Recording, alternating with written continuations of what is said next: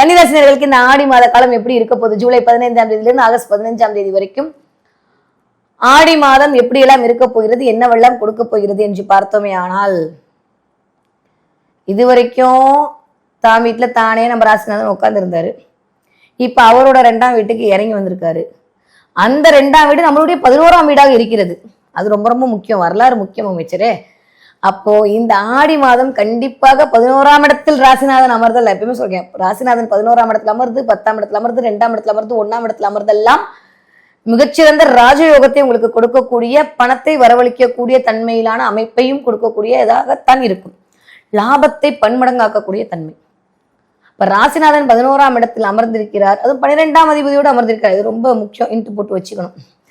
அப்படியெல்லாம் பார்த்தோமே ஆனால் நிறைய லாபம் வரும், அதுக்கு ஈக்குவலண்டா செலவும் வந்துடும். கொஞ்சம் உண்மையா ஹானஸ்டா சொல்லணும்னா கன்னிராசிக்காரர்களுக்கு இந்த ஜூலை 15ஆம் தேதியிலிருந்து ஆகஸ்ட் 15ஆம் தேதி வரைக்கும் விரயங்கள் அதிகரிக்கக்கூடிய காலகட்டமாகத்தான் இருக்கிறது. அட போங்க மேடம், எப்போ பார்த்தாலும் அதுதான் வந்துட்டு இருக்கு. இத்தனை நாள் சொல்ல இப்போ சொல்லிட்டீங்க அப்படின்னா சொல்லாதீங்க. இந்த தடவை கொஞ்சம் அதிகமாக வரப்போது, கவனமா இருந்துக்கோங்க. ஓகே, கொஞ்சம் சுபவிரயம் அதிகரிக்கக்கூடிய காலகட்டமா இருக்கு. நிறைய பேருக்கு அந்த 12ஆம் வீட்டில் அமர்ந்திருக்கக்கூடிய கேதுவால் சில டிஸ்டர்பன்ஸை வருவதற்கான வாய்ப்பு இருக்கு. வாட்டவிட்டு உங்களுடைய ஜனனகால ஜாதகத்தில் எப்படி இருக்கு பிளானட்டரி பொசிஷன்றதை பொறுத்து, உங்களுக்கு என்ன தசாபுத்தி நடக்கிறதுன்ற பொறுத்தும் அது அக்யூரேட்டா நம்மளால சொல்ல முடியும். இருந்தாலுமே ஒரு அப்ராக்சிமெண்டா ஒரு இதுதான் எடுத்துட்டு இருக்கோம் ஒவ்வொரு மாசம் ராசி பலன்களையும். அந்த மாதிரி பார்த்தோம்னா கன்னிராசிக்காரர்களை பொறுத்த வரைக்கும் இந்த கொஞ்சம் விரயம் அதிகரிக்கக்கூடிய காலகட்டமா இருக்கு. வீட்டில் யாருக்காவது உடம்பு சரியில்லை, இல்லை வீட்டில் யாருக்காவது ஹெல்த் இஷ்யூஸ்ன்ற மாதிரியே இந்த ஒரு மாசம் அப்படியே ஓட போகுது.